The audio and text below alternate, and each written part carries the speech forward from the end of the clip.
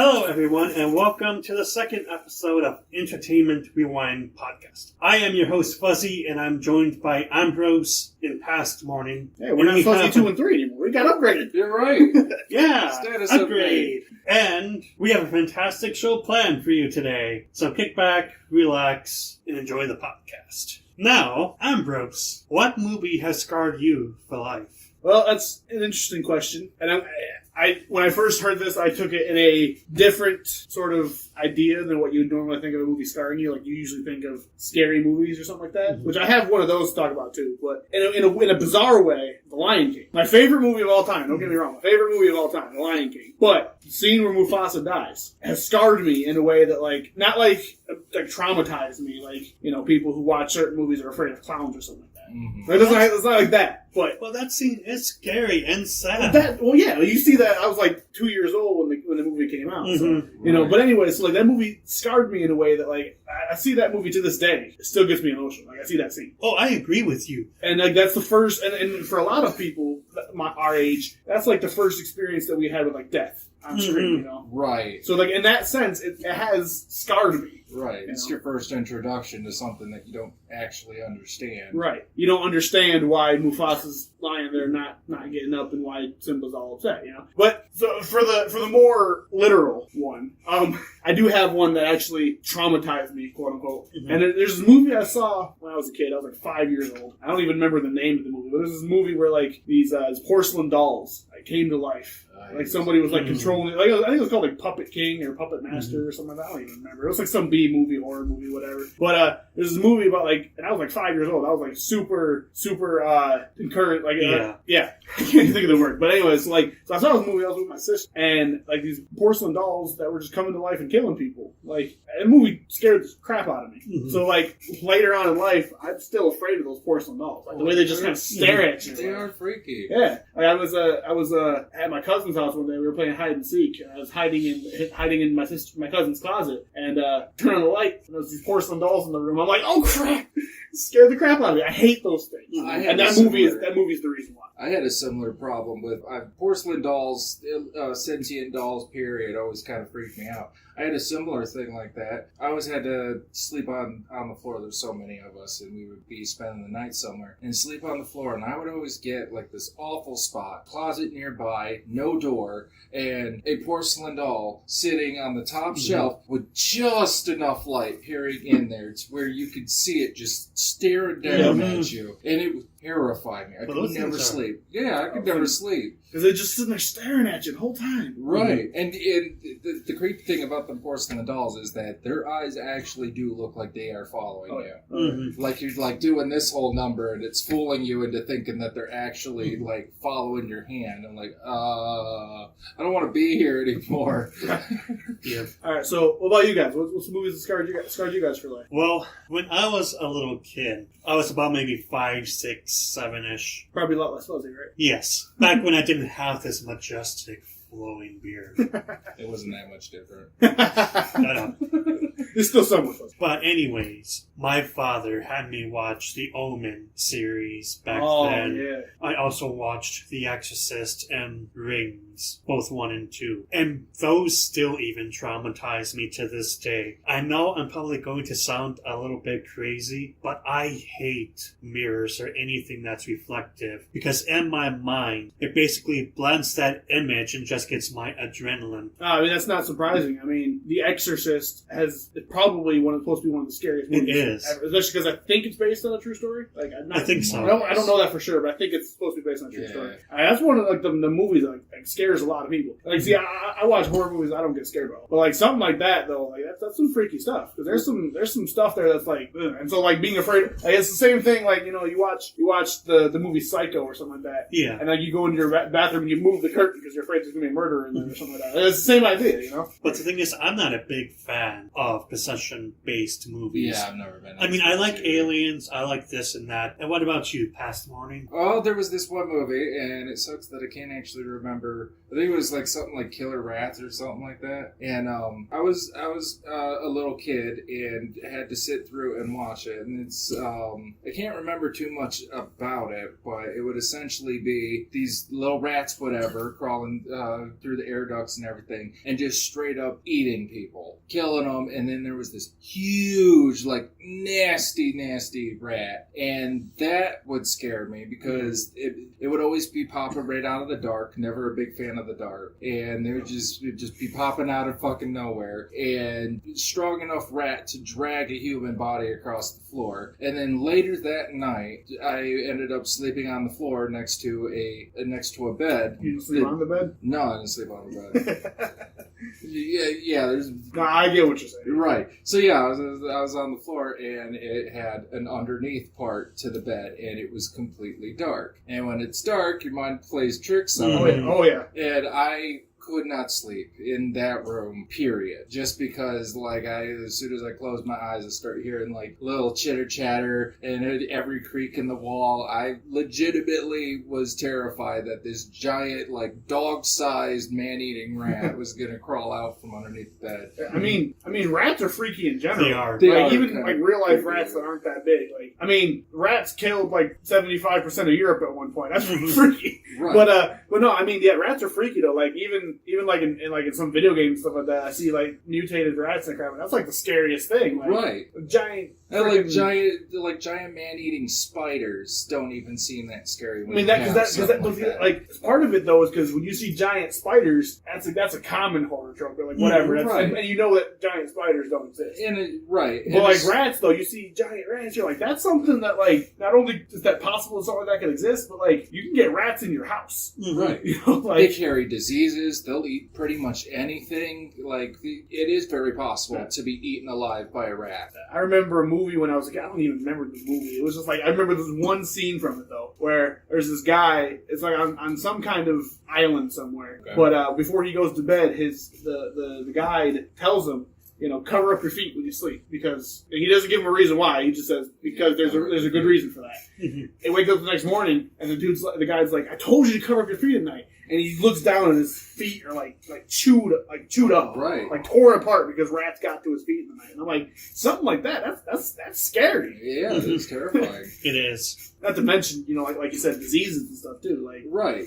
They don't have to eat you alive to potentially kill you. The good and the bad of Venom. Venom. I loved Venom. I always love anti-hero movies. Because I'm not a big Spider-Man fan, I'm not a big X-Men fan or whatever. Blasphemy. Right. I mean... Hold up now. You lost credibility, get out.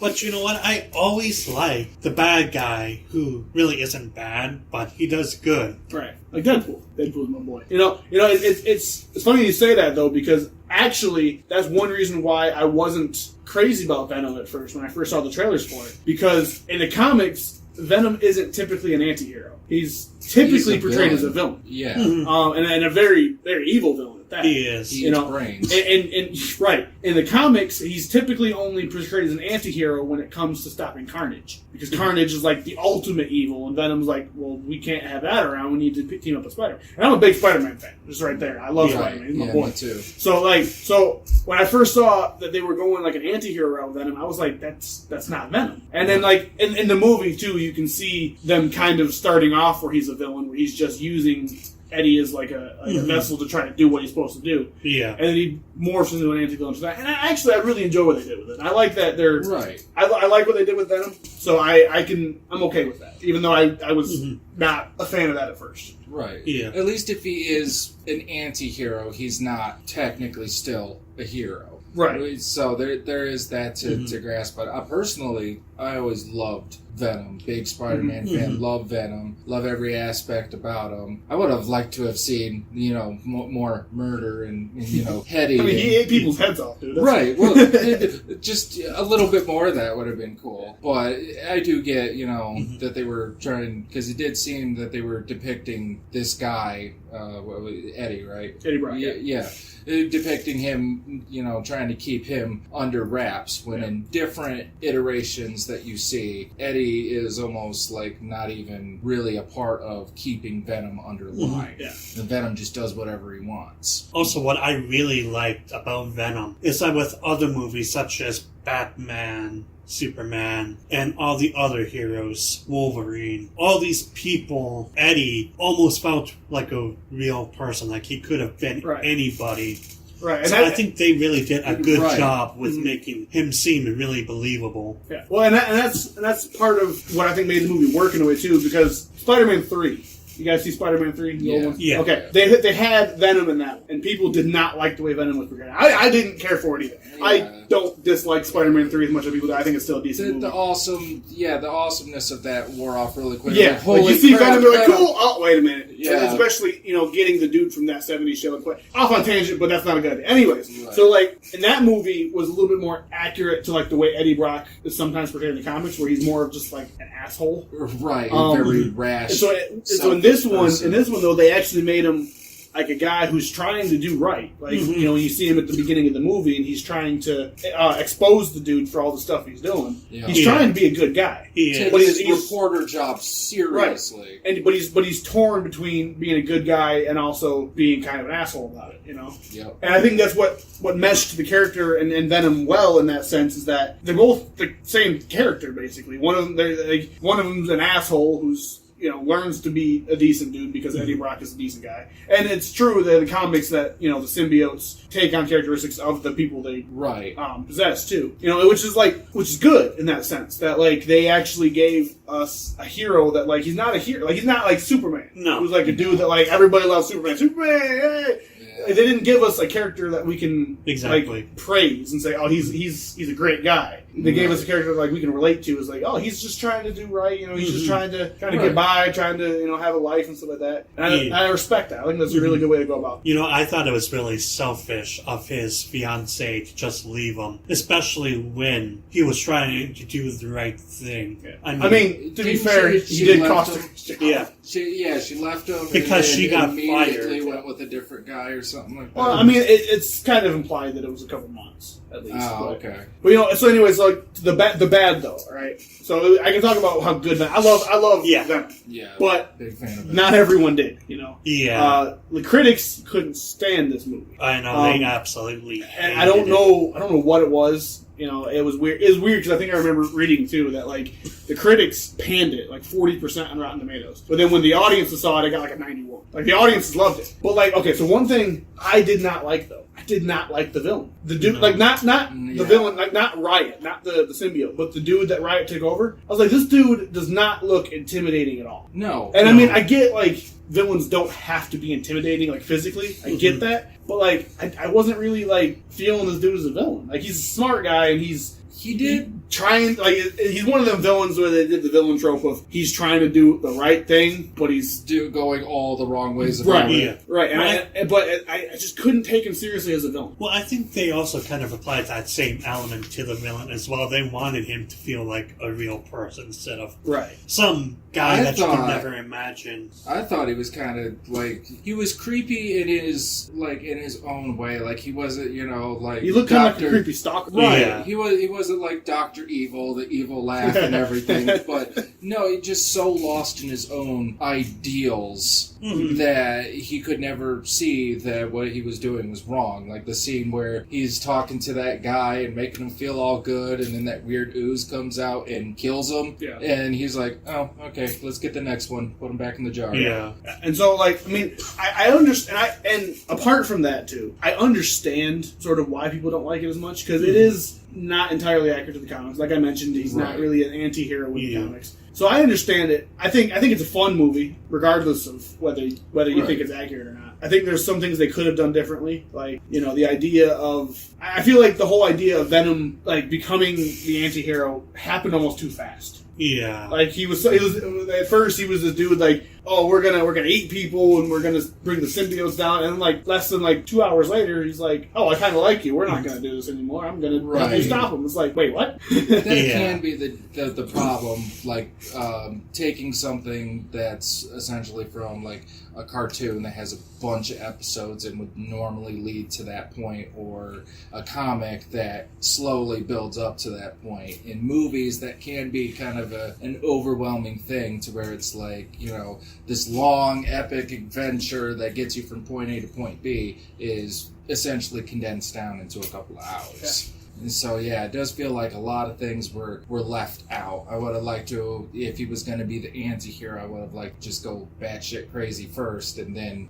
but... And I love the dynamic between Eddie and Venom. I love the talking in his head, and Eddie's trying to respond, and everyone's thinking he's crazy and stuff. Yeah. And a spoiler warning for anyone who hasn't seen the movie, the post-credit scene, you guys saw that, right? Yeah. Okay, they're bringing Carnage into it, like they're teasing Carnage. Yeah. And don't get me wrong, I love Carnage as a villain. He's a great villain. I love Woody Harrelson as an actor, but I don't necessarily know if I can agree with Woody Harrelson being Carnage. Like, it seems like an odd casting choice. And there's been odd casting choices before that I've gotten behind. Yeah. I wasn't crazy about Tom Hardy being Venom at first, mostly because I could not stand the way he played Bane in The Dark Knight Rises. Well, it's better than Chris He played Pratt. Bane? Yeah, he was Bane. Oh, wow. The British Bane that nobody understood because he had a mask on his face. I couldn't stand it. That was like what I hate. But I got behind it. So I like the gimmicks that were behind that. Like the I don't know if you watch South Park, but they made fun of that in there. Hearing Cartman say "respect my authority" with the Bane mask on, that was great. But not to get off topic, but I'm with you on that. So Tom Hardy being Venom was like something I was like, I'm not sure I'm crazy about that. And then I see Woody Harrelson as Carnage, and I'm like, huh? Right. Like, that seems like an odd choice. Granted, he was in Zombieland, and he did a really good job with that, and he's going to be in Zombieland 2 coming up, so I'm looking forward to that. Yeah, I am excited about that. It's like, okay, but like I'm not really sure how I feel about him playing Carnage. I mean, if they do it as well as they did in the Venom movie, then hopefully there'll be a big surprise and it'll actually turn out real good. I'm excited for Carnage. What is the I can't remember, Toxin, right? That's the next one, because it's Venom, and then he oozes out his spawn or whatever, and then it's Carnage, and then the next one I believe is I think Toxin's the other one too. Yeah, or Toxin. Yeah.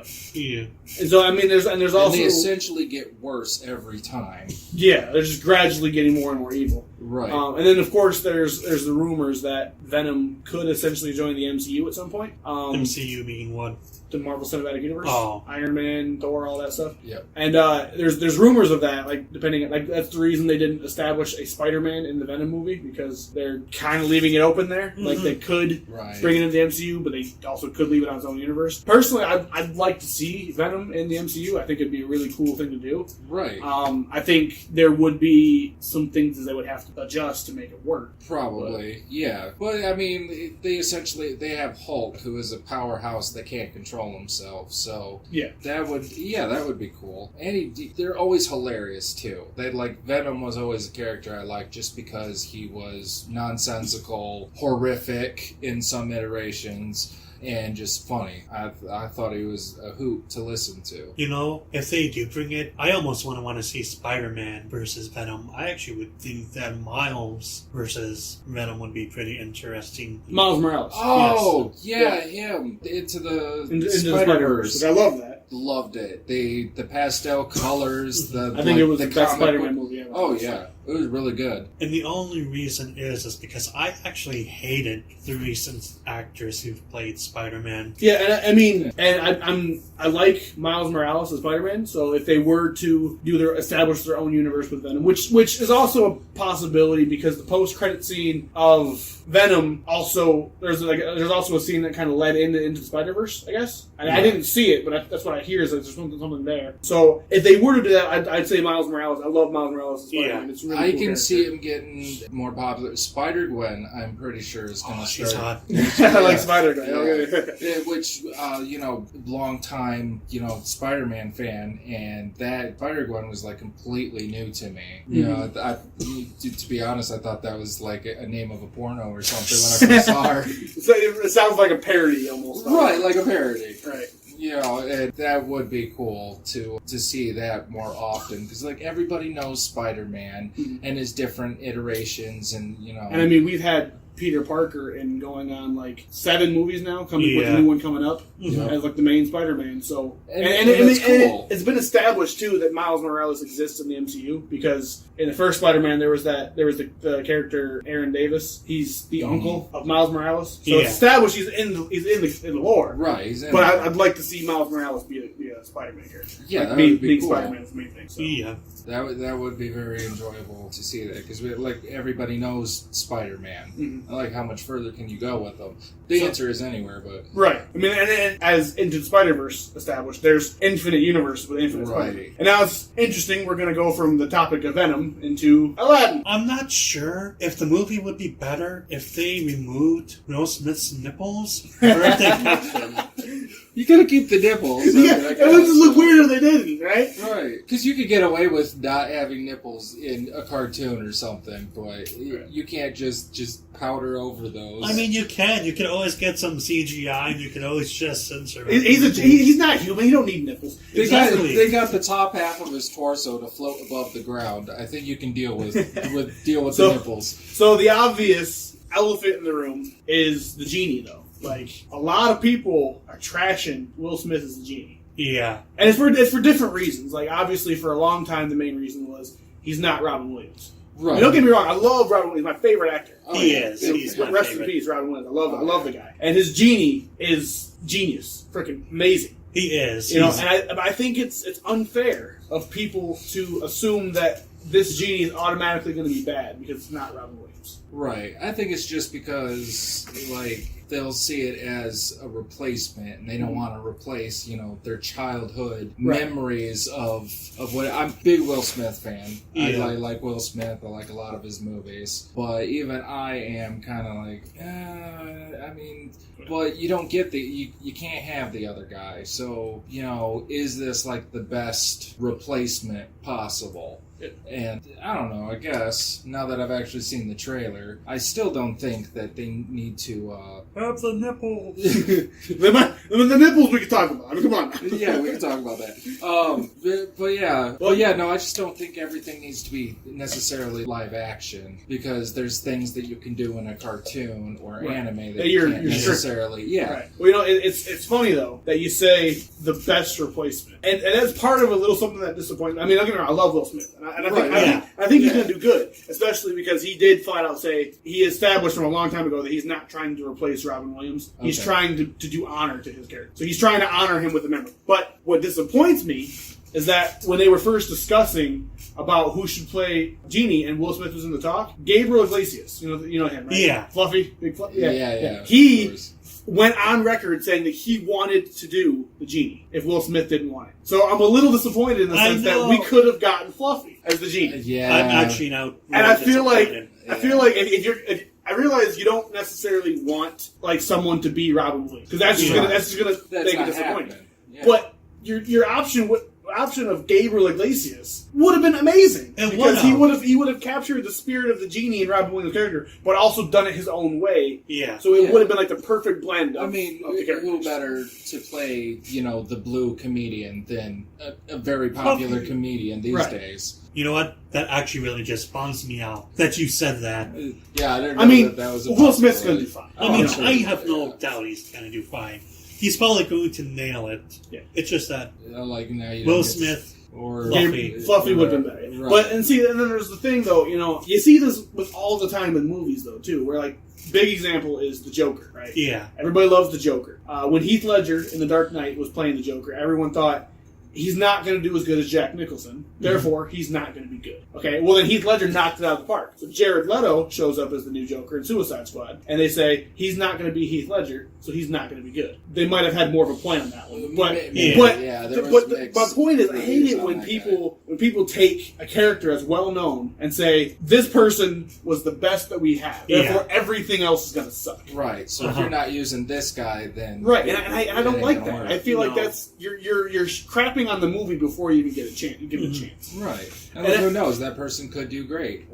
Or you could be right, but a good portion of that is to, wait to speculate on it after you actually see it. And then obviously the other big thing with this trailer is that the genie does look kind of shoddy. Like the CGI of the genie looks kind of weird. He does. And to be fair, there's some speculation too that might not be the final look of the genie. Yeah. They might be like touching on it still. And that's and what we saw was only like 3 seconds. So maybe when you actually get like the full pan of them, maybe. And I mean, but you know what? I'm hopeful. I love the Aladdin. It's one of my favorite Disney movies, easily top 5.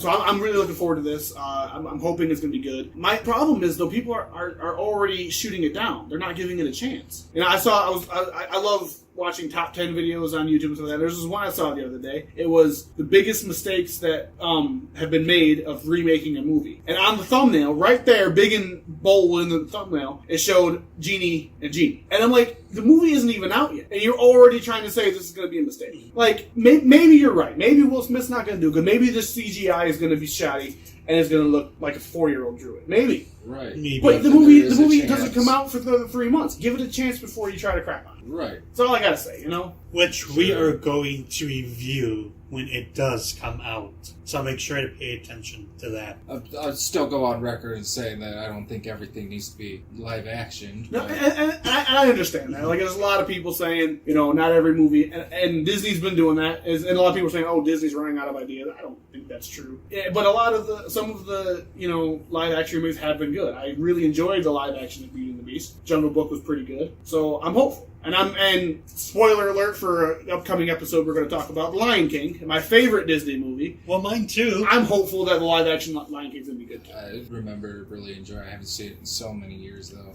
Also, I think that people are fed up with reboots of movies. But the thing is, people complain when Disney or anybody tries to create something new and original. Yeah. They pretty much shitpost it over and over again. But when people decide to reboot something, they complain about originality. And it's like, you're part of the problem for complaining about originality. I mean, and it's the same thing too. Like, Aladdin came out, 27 years ago now. It came out in 1992. And right there, actually.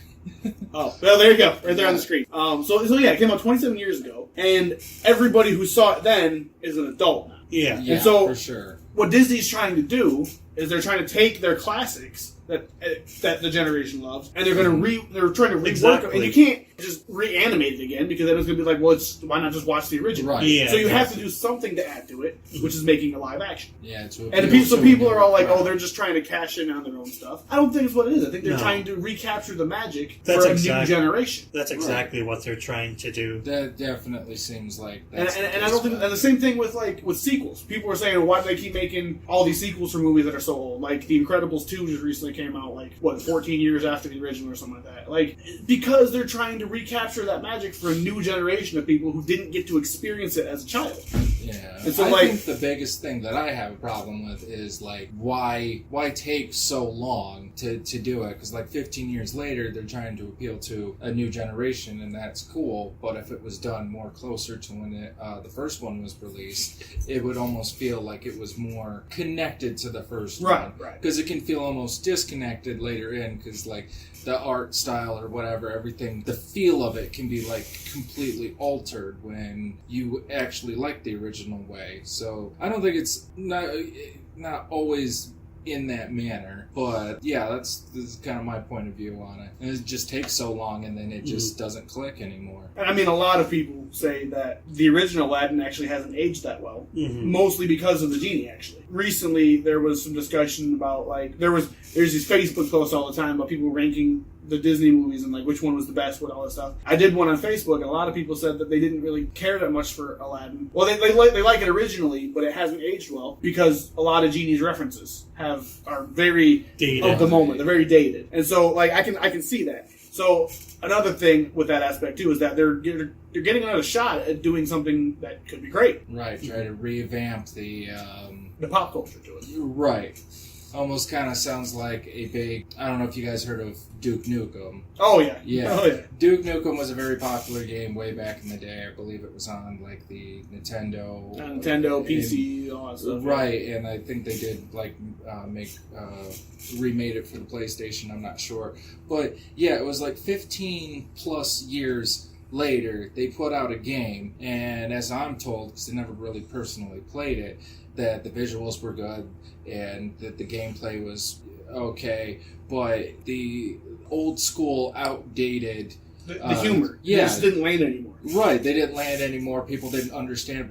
Back then, it was a hit. Yeah. People loved it, but then it took so long. It passed so many hands, and it just didn't land anymore. But it could have been good if it was done a little bit sooner. But then it wouldn't have been as awesome graphically or for the newer system. So there's a lot of give and take from that kind of thing. But I think the word from the three of us, at least, is give it a chance. Don't knock it until you try it. Basically, right. Like, give the new one a chance. It has potential to be good. I think and I think just it's Disney. Disney hasn't really put out a bad movie. No, right. Some that aren't as great as others, but they haven't really put out a bad movie. No, Right. So definitely And watch it before you shit on it. Right. On that note, too, you think Disney's going to make a live action remake of one of their best movies and then ruin it? I think they're going to be very careful with it. I would imagine. I would hope so, honestly. All right. So next on the list is Frozen 2. I watched this trailer 3 times already. You know what? I don't know if I'm not high enough, but I have no idea what's actually going on in this trailer. What's the premise? It looks like she's trying to escape from an island, and then it's just nice visuals and then walking. So, like, where's the in between? Like, what's going on? I mean, it looks really pretty and it looks really good, but I just have absolutely no idea. Maybe that's part of the magic of it is when it comes out. Right. And I think that's the point, really. Like, this is clearly a teaser. This isn't a full-fledged trailer. This is how it looks. Right, it's almost 2 minutes long. What it's about. It's almost 2 minutes long, but it's clearly bigger than, like, the different teasers. They didn't give out any plot details, or they didn't give out... I think that's the point. Okay, part of what we do, what we're doing, we're going to talk about how successful we are. Yes, exactly. The key thing to remember here, Frozen was the highest grossing animated movie of all time. The most popular Disney movie ever. Little girls, saying "Let It Go" for like 4 years after the movie. It's that big of a deal. So I still say it. Me too. Who does it? It's so much. Yeah. You try to get through that game without having the right stuff. So the point is, they could have released a trailer of Olaf taking a shower or something like that. Something stupid, had nothing to do with it. And it's going to send kids crazy. I Olaf taking a shower. But the point is, though, they could show anything. See, Olaf drops the cell. Right. No, but so the point standing though that the movie that popular, they don't need to give away the plot. No, they know that they could have shown less than this, and all the kids are gonna be like, we're going to see that the day it comes out. The second it comes out, we're gonna be in those seats. Right. And Disney knows that. Oh yeah. Like so when Frozen first came out, I was skeptical of it. I didn't get the hype of it really. No. I wouldn't imagine that you would, because it's how like princessy and whatever. Personally, I would have never watched it if I wasn't. I kind of got roped into sitting there and watching it. There was nothing to do and it was on. And I'm gonna establish right here. I am a huge Disney fan. Been a fan of Disney since I was a little kid. I think we figured that out. Yeah. My mom had to get me like 4 copies of The Lion King when I was little because I kept on watching it so much that the tapes ran out. Mm-hmm. So I watched Frozen because I'm a Disney fan. And don't get me wrong, I love the movie. I love Frozen. It's a very good movie. But I didn't understand the hype of it first. I didn't understand why it was like the best movie since Lion King. And people saying it's better than Lion King. That's heresy. I don't care what anyone says. Yeah, I don't know about that. But this trailer, like, I'm hyped. Like I like Frozen, and I'm hyped. I'm ready to see what else is going to happen. For me, the first Frozen was more of like I enjoyed it. I guess it wouldn't necessarily be something I would have watched naturally, and to be honest, probably would never watch it again, just because all that cutesy stuff. I mean, you're not exactly the target audience either. Yeah, I'm way outside the target audience. It was good. The visuals were okay, and I did like, I'm a big superpower kind of person. Anything that has like powers and stuff. So, you know, a attractive, moody princess whipping around ice powers kind of did it for me. But there was a lot of aspects like I didn't like in it. But I think that was mostly just kind of point out how naive they truly were. Like they were sisters, they knew each other, but they didn't actually know each other or really understand how the world really went. Right. Like the whole part with like that girl is talking, the younger sister's talking to that guy. Yeah, talking to some prince or whatever, and like 5 minutes later, we're getting married. I'm like, oh my goodness. That's how real life works. I mean, that makes that's poking fun at the old Disney movies, obviously, too. Right. You know, but one thing I want to address in this, too, is that the trailer obviously looks like they're going in a path that's way different from the first movie. I'm hoping it's going to go a lot more action-y, and if I remember Frozen, it was kind of action-y to begin with. And I mean, you see in here, not only is Elsa now trying to do stuff, you see Anna is out there doing all this stuff. She pulled a sword out in that last scene of the trailer. Right. Like, so clearly they're going in a very different direction. And so, like, what I appreciate about that is that Disney understands, hey, we're going to make money off of Frozen 2, but we're not just going to try to regurgitate what made Frozen popular. Right. We're not just going to make it... It's already popular. Right. It's a thing now. We're not going to, like, just put snow everywhere again and all that kind of stuff. We're going to make something out of this. It's going to be, hopefully, on the same level. And so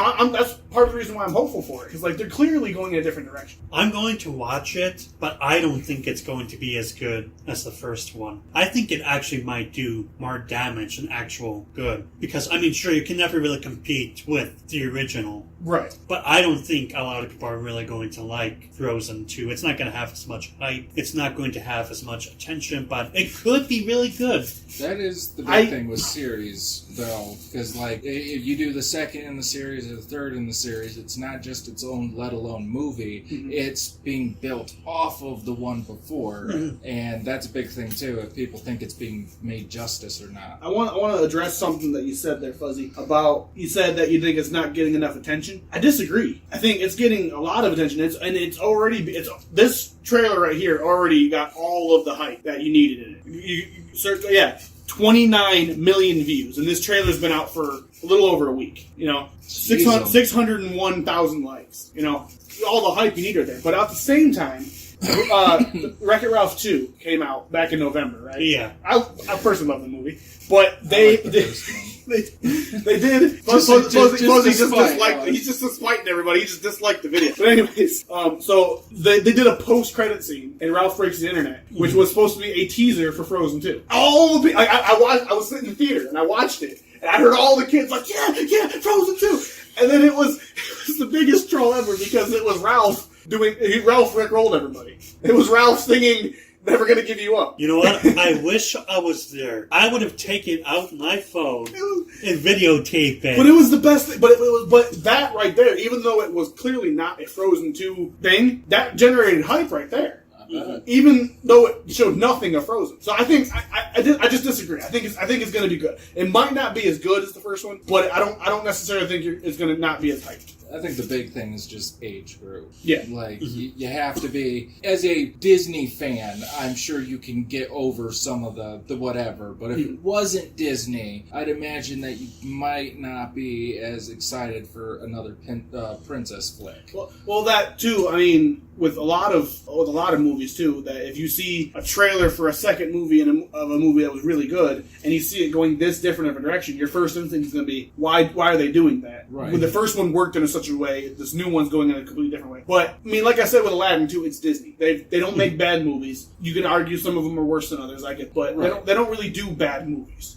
And same thing with Aladdin. Frozen was their movie. Like, that was their biggest movie ever. It was. Arguably. They're not going to screw this up. No. I love this trailer. It is so badass. there are countries like, I saw a tweet from somebody from Ireland demanding for China to release this movie to Ireland. It really looks badass. I love the CGI in it. The only downside is that it would probably remain in Chinese with English subtitles, which I'm perfectly fine with. But at the same time, I really want to see this. If I have to, I will fly to China to watch it, or go on to Pirate Bay.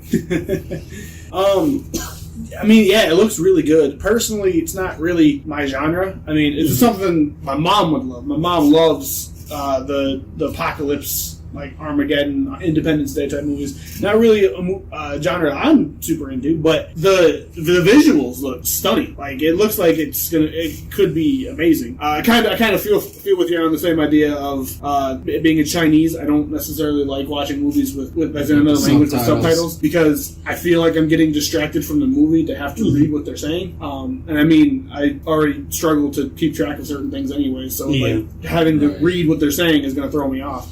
But it looks amazing. Like, it looks like a movie that, you know, I could definitely see being really good. I guess I'm the odd man out, because English subtitles don't bother me too much. I watch a lot of anime, and you know, when you can't find the English version and that anime is so good, screw it, I'll do some reading.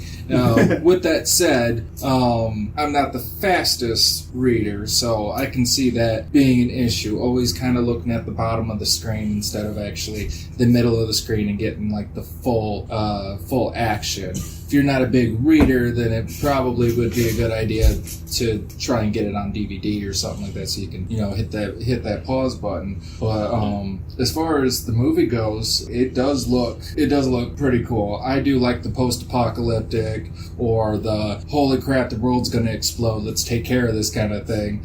So yeah, I mean, it does look very very interesting. But with that said, the trailer, I still not 100% certain like what's going on. Like, you said something about Jupiter, and I saw this big, really comet-looking thing, and then the Earth was like blowing into pieces. So I'm guessing a huge meteor or some kind of radiated something or other barreling through space is doing this damage. Well, what I heard was that, I don't know too much about this, so correct me if I'm wrong down in the comments below. But breaking the for some, right, I like how you're doing the finger. Don't say it right. Like right below. You can't see where he's pointing, but I'm sure you can guess. But anyways, from what I've gathered, basically for some reason they propel Earth past Jupiter. For some reason, so they're moving Earth itself past Jupiter, so it's not a different planet or something else coming at them. It's them coming at the problem. Yes. Oh, I think that's the interesting. Case. Scientists gonna have a field day with that. Right. Especially with the flat Earth. It reminds me of Patrick from SpongeBob. We should take the Earth and push it somewhere else. Yes. No, but I mean, I'd be curious as to know what the reasoning for that would be, like why and how they explain it, right? And how they're going to do that, like something out of its orbit. That's essentially what you're doing, is pushing something out of its orbit, and that has cataclysmic problems, which, now that you say that, I can kind of see that on here. So I would be interested to see is why, you know, because most flicks or whatever, like, oh no, there's a comet coming at the Earth. In this one, it sounds like it's like, holy crap, we're going to the comet. Well, maybe there's something going on. Maybe like the sun exploded, or maybe they're trying to push Earth away from imminent danger. And I appreciate like him too. Past morning or PM. Past morning said. PM said, thing that I would be skeptical of is how they explain it, though. Yeah. Because, like, I mean, the concept alone of it not being something coming for the Earth, but the Earth moving, that's interesting enough of itself. But I feel like, as with most sci-fi movies, a lot of times they don't really get explained very well. them. Mm-hmm. So, like, if you're going to do that, give me a thorough explanation as to why we're doing it. Why is it so important that you're risking all of this stuff that could go wrong with moving the Earth out of orbit to do this? Like, what's the deal here? Right. But I mean, if this comes to America, like, it looks interesting enough. I could probably bear having to watch subtitles for a while. Mm-hmm. Right. Just I guess it just depends on how long exactly the movie is. It is. It is. Yes, it is. It is. But I mean, with a lot of these movies, they sometimes they can break the 3-hour mark easy. It is. Oh, yeah. And we're already going to have 3-hour movies with with Avengers Endgame. I'm not sure how much that could do. But I mean, I'm curious. I hope it comes. Is there? You know, if there's talk about it coming to America at all? Or I have no idea. I mean, we just saw the trailer with subtitles on it, but that could have, of course, been subbed by someone else. Right, that could have been edited, but yeah. Yeah. But I mean, I'm curious. I'm down if it comes. I mean, yeah, I'd watch it. Honestly, when you I didn't watch the trailer prior to this, even though you told me about it. But when you said Wandering Earth, I thought it was going to be like some kind of documentary movie or something. I don't know why. Like March of the Penguin? Yeah, like March of the Penguins. Oh, I know this is off topic, but... Or Jurassic Park. Yeah, it is off topic, but that movie was so boring. Like, it was very informative, very, I liked it. I fell asleep halfway through every time I tried to watch it. I've never seen it all the way through. It's so relaxing, it puts you to sleep. If we get 500 likes, past morning... Ambrose and I will live stream it with you guys, and we will watch it and respond to comments. How are we going to do that? Rope us up and, How are we going to do that? I had no mind. Are we gonna pirate it? Clothing Stream optional. it. Clothing optional. So we're going to be on camera. Who said anything about a camera? You said live. So okay. Well, then, yeah, the clothing truly is optional. There's no camera. Well, the thing is, I'm all for trying some things, maybe. Well, if we did add a camera, they couldn't handle our sexiness. They would go blind. I think Sure, that's what it is. Yeah, they'll go blind, but I think the reason's different. Yes.